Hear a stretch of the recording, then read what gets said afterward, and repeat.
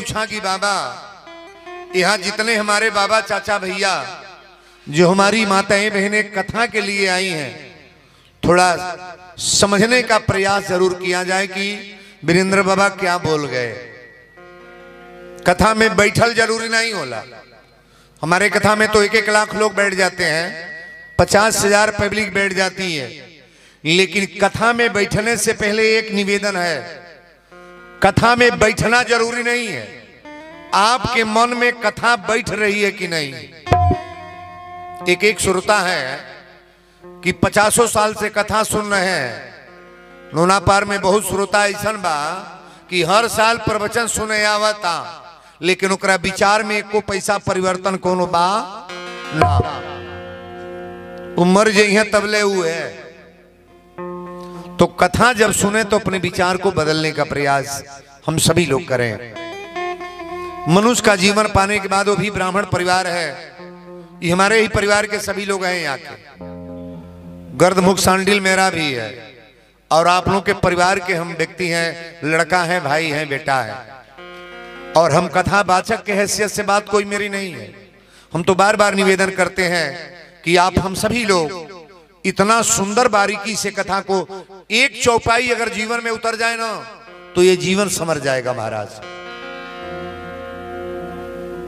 जब तक हम गाना गीत गाते थे, भोजपुरी लोकगीत, तब तक मुझे ऐसा फील होता था कि हम खाने बिना मर जाएंगे, कुछ मिलेगा नहीं। लेकिन जब से रामायण की पोथी मैंने पढ़ा और अध्ययन करना शुरू किए और भगवान की कथा हम अपने व्यास गद्दी से रखने का प्रयास किए, ठाकुर जी ने मुझे क्या नहीं दे दिया, बहुत कुछ मिला। और परमात्मा की कृपा जब होती है ना तो व्यक्ति जानता नहीं है, वैसे ही बढ़ने शुरू हो जाता है महाराज। बेटा की नौकरी लग जाएगी, खेत खरीद लिया जाएगा, बढ़िया मकान बन जाएगी, रोड पर आप चले जाओगे बढ़िया शहर सिटी में। ये भगवान की कृपा जब होती है तो ऐसा व्यक्ति अपने को समझ जाता है कि मेरे ऊपर परमात्मा की कृपा है। आइए हम प्रवचन में ले चलें। इसके पहले बड़ी सुंदर भाव है। तुलसी बाबा से संतों ने पूछा कि बाबा, आप रामायण में लिखे हैं, रामचरितमानस में, ये मानस का सूत्र में बोल रहा हूं। रामचरितमानस में लिखे हैं कि बारी मथे घृत होत बरु सिकता ते बरुते। बाबा से संतों ने पूछा कि बाबा, आप रामायण में लिखे हैं कि बारी मथे घृत होत बरु। मास्टर बैच के लोग यहां पढ़ने वाले छात्र भी हैं। बार मीन्स पानी होता है, बारी माने पानी। घृत संस्कृत में घृत कहा जाता है घीव को। भोजपुरी भाषा घीव है और संस्कृत में घृत कहा जाता है। तुलसी बाबा लिखे हैं कि बारी मथे घृत होत बरु। संतों ने पूछा कि बाबा, सीताराम थोड़ा बोलिएगा इधर।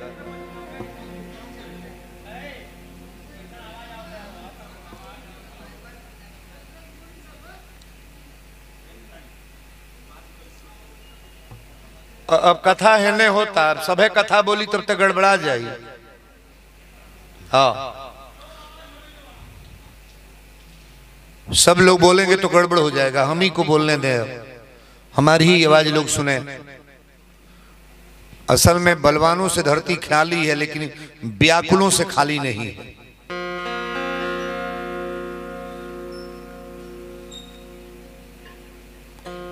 शब्द का ही कीमत है, इतना कीमत लगा करके कथा कराई जाए और इस तरह का व्यवस्था बनाया जाए, उसको सुनबे न करें। ये जितने पढ़े लिखे लोग यहाँ बैठे हैं, आपको मैं ये समझाने जा रहा हूं। संतों ने बाबा से पूछा कि बाबा, आप रामायण में लिखे हैं कि बारी मथे घृत होत बरु सिकता ते बरु तेल। बार मीन्स पानी होता है और घृत माने घी। संतों ने पूछा कि बाबा, पानी अगर महल जाओ तो में से घी निकल सकेला? आप लोग बताइए। इतना लोग बैठल बा, पानी महल जा तो में से घी निकली का जी? पानी महा तक घी निकली। लेकिन मेरा प्रश्न उत्तर नहीं है। रामचरितमानस में तुलसी बाबा लिखे हैं कि पानी को मह दिया जाए तो ये माना जाएगा कि उसमें से घी निकल सकता है। मैं नहीं बोल रहा हूं, ये मानस का सूत्र है, पढ़िएगा। पानी को मह देने से घी निकल सकता है, ये माना जाएगा। फिर लिख रहे हैं सिकता ते बरु तेल। सिकता मिस बालू होता है, सिकता माने बालू, और तेल सभी लोग जानते हैं, सरसों पेराला तो तेल नहीं करेला। तुलसी बाबा से लोग कहले कि बाबा बालू पेरल जाओ तो तेल निकल जाई, तो तुलसी बाबा इहो कहली कि बालू अगर पेरल जाओ तो मानल जा सकेला कि उनमें से तेल निकल सकेला। ये मेरा प्रश्न उत्तर नहीं है, मैं मानस का सूत्र बोल रहा हूं। पानी को महने से घी निकल सकता है, ये माना जाएगा। बालू को पेर दिया जाए तो तेल निकल सकता है, ये माना जाएगा। लेकिन लास्ट में लिख रहे हैं कि बीनु हरि भजन न भव तरही, बीनु हरि भजन न भव तरही, यह सिद्धांत अपे। 4 गो बेटा जन्मा ल, 4 बीघा खेत कीन ल, घर दुआर बनवा ल, रुपया जमा कर ल, 5 किलो 10 किलो सोना धल, सब कल, लेकिन यही एक ही काम न करो, केवल भगवान की कथा न सुनो, परमात्मा का भजन न करो, कभी सत्संग में मत जाओ। तो मरने के बाद बाबा से पूछा गया कि ये व्यक्ति मनुष्य बन सकता है, तो बाबा ने कहा यह संभव है महाराज। पानी को महीने से घी निकल सकता है, बालू को पेर दे तो तेल निकल सकता है, लेकिन मनुष्य जब तक भगवान की भजन नहीं करेगा, फिर मनुष्य का जीवन मिलना मुश्किल हो जाएगा। बड़ी प्रेम से आइए हम लोग राम कथा में चलें। सभी लोग भाव से गाएंगे कि जय जय राम कथा। ताली बजा करके सब लोग भाव से गाएं। यही में जे आयल बा एकादनी स्तुतियो ले।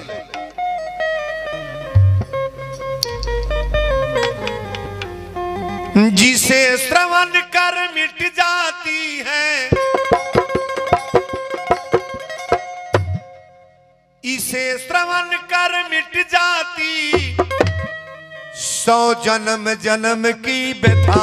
जय जय राम कथा, जय श्री राम कथा, जय जय राम कथा, जय श्री राम कथा, जय जय राम कथा, जय श्री राम कथा। जिसे श्रवण कर मिट जाती है, जिसे श्रवण कर मिट जाती 100 जन्म जन्म की व्यथा। जय जय राम कथा, जय श्री राम कथा, जय जय राम कथा, जय श्री राम कथा, जय जय राम कथा, जय श्री राम कथा। भगवान शंकर जी माता पार्वती को सुना रहे हैं। राम कथा शशि किरण समाना, संत चकोर करई जई पाना। राम कथा सत किरण समाना, संत चकोर करहि जय पाना। राम कथा सुंदर करतारी, संसे बिहग उड़ावन हरी। राम कथा सुंदर करतारी, संत बिहन उड़ावन हारी। राम कथा कली बिटप कुठारी, सादर सुनु गिरिराज कुमारी। राम कथा कल बिटप कुठारी, सादर सुनि गिरिराज कुमारी। तेरा भी संशय भागेगा, मेरा भी संशय भागेगा, पार्वती की व्यथा हो। जय जय राम कथा, जय श्री राम कथा, जय जय राम कथा, जय श्री राम कथा, जय जय राम कथा, जय श्री राम कथा। जिसे श्रवण कर मिट जाती है, जिसे श्रवण कर मिट जाती 100 जन्म जन्म की व्यथा। जय जय राम कथा, जय श्री राम कथा, जय जय राम कथा, जय श्री राम कथा, जय जय राम कथा, जय श्री राम कथा। जिसे श्रवण कर मिट जाती 100 जन्म जन्म की व्यथा ये है। आप लोग कौन कथा सुनने जा रहे हैं? राम कथा। और राम कथा में क्या नहीं है? तनी कर आवाज जरा सा और ऊंचा कर लो बाबू। हेलो हेलो हेलो, इको ज्यादा होता तनी और कम कर लो। हेलो, सीताराम क्लीन आवाज हो साहब, सुन लो, बढ़िया हो रहा है। कटनी वाली आवाज ना हो। अभी लाइव जब चलेगा मोबाइल पर, जब चढ़ेगा देश विदेश जाएगा तो आवाज ना फटे और ऐसी ना हो, सुंदर आवाज लगे। बोलो सच्चे दरबार की जय। अब यहीं रौरा आज की कथा में वीरेंद्र बाबा रौरा के ले चली। हमरा मंजुल जी मुक्तक लिखले।